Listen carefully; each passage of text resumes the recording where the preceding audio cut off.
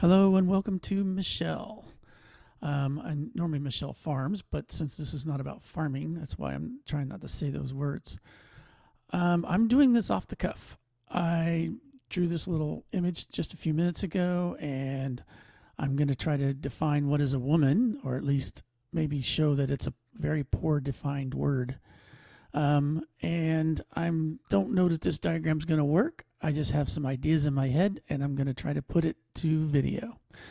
Let's say, and I'm trying to use a tool that, let's say we have this new person who's been created. So I'm going to create this new person. And where do we put this new person? Well, we could sit and say, well, this person was assigned female at birth. So does that make this person a woman? Well, let's see here. Well, okay, so can this person give birth to children, right? Well, okay, we could put that person here, but I guess that would make her a woman, right? She can give birth to children. Is she XX chromosomed? Oh, okay. Well, if she's XX chromosomed, she can give birth to children. So yeah, she could fit here. But what happens if she's XX chromosome but can't give birth to children? Does that not, she's assigned female at birth, but does that not make her a woman? Well, the first time I ever heard the question, what is a woman? That was actually the question is, or at least women who couldn't give birth were like saying, hey, you can't define women as people who give birth because, hey, we're women too. And we can't give birth to children. And so then where do you fit this person who, is this on the definition of what is a woman? Does this person go here because they can give birth? So does that make like a certain category of woman? Or does this person go here as maybe othered because, well, hey, she can't give birth. So she's not exactly a woman, but we'll give her the clarification of a woman. So that is the question, isn't it? Is how do you define somebody? How do you declare them as what they are? But let's take a step. Although, let me make one more statement before I go next step. The next time I heard women talk about what is a woman, it really was saying when a person is born, assigned female at birth, they're a girl. And then as they grow up and mature, they become women. So that's another definition of what a woman would be, sort of. So it definitely, like the word love, there could be many definitions of the same word, just like the word love. So then the next question I have is, okay, so let's say basically when the Olympics were trying to define what is a woman so that they could say who could play in women's sports, they said, you know what, we think that XX chromosome people are women. Well, but then it turned out, wait a minute, there are tons of women out there. So here we say this is the XX chromosome women, but then there were tons of women who were defined as female at birth who were XY chromosome or other than that. Maybe they were ambiguous. Maybe they had a XXY or XXX or XO. I mean, there's all kinds of genetic variations who are assigned female at birth. And so, wait a minute, is this person that was assigned female at birth by a doctor when they were born? They looked like a girl their entire lives. They were treated like a girl. They were raised like a girl. They were went to school like a girl. Everything happened just like a normal girl. So all of a sudden, you're going to tell them that because they're not XX chromosome or because they're something else, that they're not really a woman? Is that fair? I mean, think about that boxer. She was probably born and assigned female at birth. Doctors probably had no idea that she might be XY chromosome or whatever she is, right? We don't know. But something other than XX chromosome, maybe, let's say. And so, this person was assigned female at birth. They spent their entire lives as a woman, So, hey, is it fair to say this person's not a woman? And I think, no, I think it's not fair. Just because, she was definitely assigned female at birth. At least that's what we've been told. And I believe that to be true. And so, how do you say what is a woman if you can't say it's by XX chromosome, because there's lots of people who are not XX chromosome who are assigned female at birth. Um, then you've got, well, you can't sit and say, well, they give birth, because, well, wait a minute, there's all kinds of people who are assigned female at birth that are XX chromosome who cannot give birth to children. So how do you define a woman? The truth be told, you can't. Not really. Not a one definition thing that defines women. Then, of course, we'll go into what if you're ambiguous genitalia person, right? What happens if all of a sudden they don't know how to assign you at birth? So maybe they, say, okay, you know what? We look at the organ that is the clitoris or the penis, and then we sit and say, well, you know what? It's kind of small. So let's go ahead and assign this person at birth as female, and then we'll go ahead and inject some hormones and make some modifications and make this person into a female. So now this person's in this group here, and the question goes is, well, they're raised as a female. They're taught by the doctor says to mom and dad, you need to raise this child as female, never let them know, or listen. Well, that happens when sometimes they might assign the person as male at birth, but then they finally realize this isn't working. This is probably really a woman. And so they, this happens very young.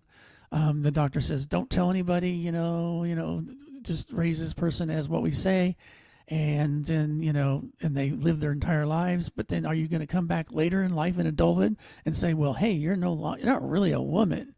And we're going to basically harass you, and we're going to, make your life miserable, and basically now put you in a category where you can't get hired, you can't get friends. Your life is now screwed. Well, why would we do that to people? We're human beings. We're not, I almost said animals, but we wouldn't even treat animals. Like, I have a brother who cooks food for his dogs. Okay. He treats his animals better than he treats somebody like me who is gender different. Okay. So the reality is that the definition of a woman is a poorly defined word. And I've gone into hormones play an issue. You could be XX chromosome, but if you don't have the hormones, if you have high levels of testosterone, you're not going to be, you may be, I don't know if there's XX who come out as male or not. I don't know the answer to that question. But, oops, I lost my image. What happened? Anyways, so you got, there's so much going on. Of course, we're defining what is a woman versus what is a man, right? So then the next question I was going to be is that, if you can't have, what about trans people?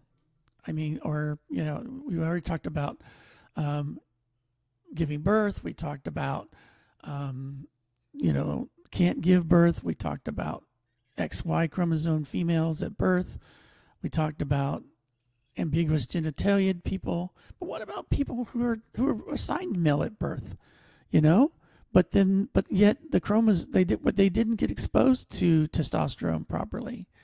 Maybe their identity, their mind, their set is not male. That it actually is female, or at least feels female. Especially when you grow up in a world where there's only two listed, right? So your brain associates whatever you're feeling with those two things because you don't know any better. There's no definition out there. There's no way to define it. And so you might sit and say, well, my brain says I'm female. And, now here's where my argument comes into that I think we're non-binary, that we are a spectrum, and that really there is no such thing as male and female, that there is no such thing as man and woman. Not as we're trying to define it today. But rather there's a whole spectrum, and that people fit all over in the spectrums, Does that mean that there might be two bell curves for the majority of people who might be vaginaed versus penised? Yeah, okay, it may be true. Does that not mean that there might be two pretty large bell curves for those who can give birth and those who inseminate? Yeah, that's probably true. But we're way more than animals. We're human beings. Anyway, so, when we can't look at genetics. We can't look at whether or not somebody can just give birth. We can't really, I mean, there's hormones playing here. And so the reality is, even trans people, now what happens with trans people is, let's say they're assigned male at birth, or maybe they're assigned female at birth, and they sit and say, I'm the other side. And again, that's because we don't have defined anything other than two in our society. Does that mean that they're wrong? I mean, if we say the world really is a spectrum and we're not binary, then yeah, they're wrong. They're wrong like everybody else is wrong. But if we are saying the world is only two, and what's more important, whether or not what you can use in your physical body or your brain on who you are as a human being. If the brain is more important, then maybe they are female versus male. And I think where to put trans people, and it's typically more about male to females than it is about females to male. Oh, I just clicked the button again. And the reason I think that is because really, and I hate saying this out loud, but let's face it, men want to be able to ogle women in today's world, and they don't want to believe that the woman they ogled might be in their minds a male, because they're homophobic. And so therefore that's the reason why the argument is more about male to female than it is about female to male. But I forgot to go into this, but does a person who's XY chromosome but is assigned female at birth actually have a physical advantage over women who were assigned female at birth that were XX chromosomed? I would say no, because again, the thing that creates the advantage is not the chromosomes, but the hormones. And as long as they don't have the supporting hormones, because that's the reason why they're assigned female at birth. They didn't have the supporting hormones. And so therefore they don't have the supporting hormones. Therefore they don't have the advantage. The same thing goes with trans kids. If they are transitioning when they finally realize, I'm a girl, or, I'm not a boy, then, and they don't go through puberty and get those extra hormones. As a matter of fact, if you do puberty blockers, they're definitely not getting the hormones. And so therefore there is no advantage. It's only when you have them go through puberty and they actually get all those hormones, that's when the advantage is given. But it also is, the sad thing is that since we're living in a world who only defines two, therefore we must fit in the only two. The sad thing is for trans people who have to go through puberty, especially male to female, is that they have been now masculinized, and it's easier because human beings go from not being masculinized to masculinizing more easy. It's very difficult to feminize somebody. And so once they have already gone through puberty, they it's harder for them to look like what we call female or women. And so therefore, we really do this person, if we're going to force them into this binary, that we're not being kind to these children who we're not letting them do puberty blockers. Now, in my opinion, if we actually did embrace the non-binary and that we realize that everybody fits in the non-binary, that gender really is a spectrum, then I think we would do away with the need of people wanting to literally alter their bodies to meet us. Because why are people altering their bodies? Why are people saying, oh, I don't want puberty? Well, they're saying it because they don't want to fit in a box that they don't fit in, that they don't feel they fit in. So if we no longer have these two boxes, but we have this spectrum where you can fit in wherever you are and wherever you exist, you're not going to want to change your body. You're going to be okay with who you are. And the cool part is it creates better people. If we ditch this statement assigned female at birth, we could say you got privileged people, or in today's society, we'll say males. And then you got women. And then, some women have really worked hard at fitting into being more in the male world, but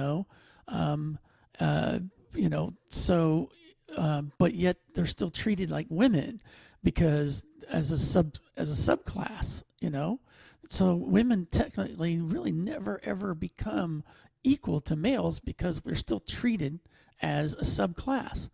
And the reality is that so these people never reach their full potential of who they are, who they could be, and how unfair is that to these people? And that's the whole point. This whole thing is about being a human being. This whole point is about being fair to all human beings and letting them all reach their potential, because we're not just animals. We are a lot more than animals. And so this poor soul right here has to figure out where they fit. And the question is, why do we keep doing this? Why do we keep creating this binary? Why do we want to create others, ins and outs, or others, and us and them? Look, we're human beings. Let's be on each other's team. Let's allow people to grow as individuals and to be who they are. Let's stop these crazy definitions of male and female, of haves and have-nots, of privilege and not privilege. Let's just try to help each other out. I get it. Human nature, there's people who want to have more than others. There's jealousy, and people are willing to cheat to have more. And, it's a shame that we live in that kind of world. And I wish that we could kind of get past this. Wish we could really, but I would say, why are we in that world? We're in that world because we keep having these classifications, these categories, these hierarchies. And until we finally start really recognizing as human beings as equal to one another, as the right to be, we're going to have this problem, and it's never going to go away. Why don't we finally grow up and mature and go beyond being animals, go beyond just procreation, go beyond reducing ourselves down to just sexual beings? Let's finally rise above it and become the human species that we can become. And let's create better people. Let's get rid of all this anxiety. Let's get rid of all this craziness that we've created. I don't know that it will do away with crime or not, but it's possible. Let's finally start defining people for who they are and being willing to be open to change. I mean, think about when they finally thought the earth was flat, and then they realized, oh my gosh, the earth's not flat, it's round, and the people just refused to change. And so the sad thing is, even people today think the earth's still flat with all the evidence we have, and yet they still think it's flat. It's like, come on, let's be willing to just, why does it, the only reason why you care whether, that you would hold on to, oh, the earth is flat, or, oh, males are better than females, or, what is a female? What is a woman? We're holding on to that stuff so tight because of privilege, because of, power. And, let's rise above that now. Anyways, I don't know if I did it justice. This is literally off the top of my head. I thought about this last night when I was kind of waking up. Well, this morning when I was waking up, I thought about doing this diagram off the top of my head. I probably watch back later and go, oh, why didn't I mention that? Or, oh, I screwed that up. But, I'm just trying to help realize, I'm trying to show that we are definitely not binary, and that we maybe need to be a little fair to other human beings, that we need to stop being so obtuse and over here on this side of being the person of privilege and power, and mistreating these other people who've done nothing wrong, who don't deserve this. Why don't we become team human, team people, and let's just help each other out. Let's help each other grow. Anyways, I hope you enjoyed this video. I hope I did it justice, and I look forward to seeing you in the next video. Thank you.